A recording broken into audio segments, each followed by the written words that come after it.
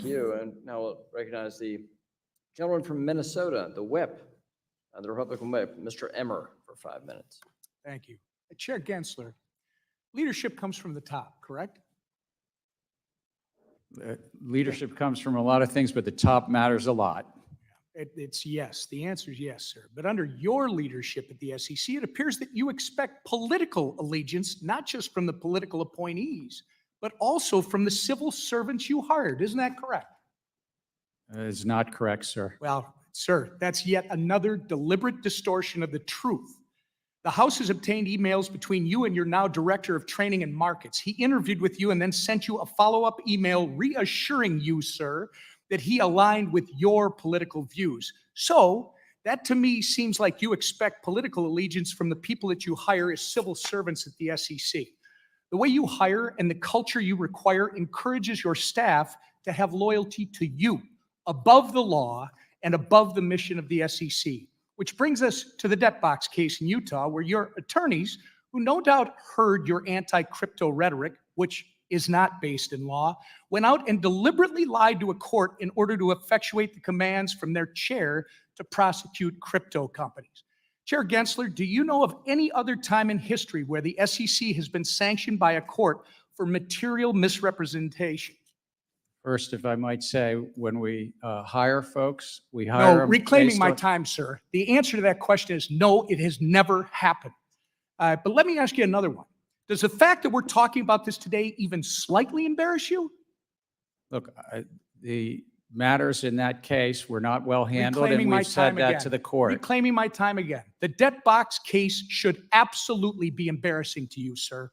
And just to be clear, the SEC had to pay with taxpayer dollars nearly $2 million in legal fees for this material misrepresentation, for this lie. You are aware of that, I'm sure.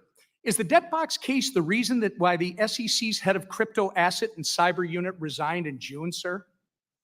No, they went to take another job. Okay, so no one in a senior level position here in Washington, D.C. has been held responsible for this complete abuse of taxpayer dollars. The SEC broke the law, your attorneys lied to the court, and no one in your leadership here in D.C. has been held accountable. That tracks. Seems like business as usual here in Washington. Okay, switching gears very quickly. It's been recently reported that Vice President Harris has finally said she'd craft clear rules of the road for the digital asset space if she becomes president. Is this your approach too, sir? Or do you think she's rebuking you because she doesn't think you've done a good enough job establishing these clear rules over the last 3 years of her administration?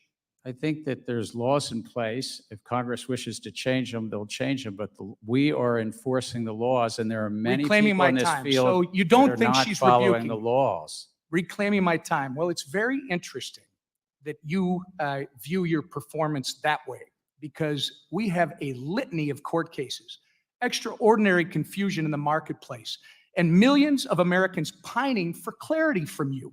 You've abused the agency's enforcement tools, and you've even baited companies eager to comply with you, only to hit them with enforcement actions. You've retaliated against businesses and people who have come before this committee to talk about the next generation of American finance. And perhaps somehow, worst of all, you've made up the term crypto asset security.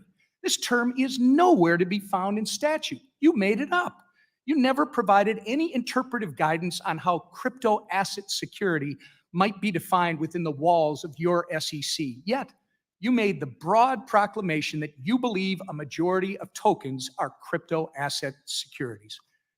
You did this, and you deliberately used this made-up term as the basis for your entire enforcement crusade over the past 3 years, only for your lawyers to retract it in a footnote to a court just last week.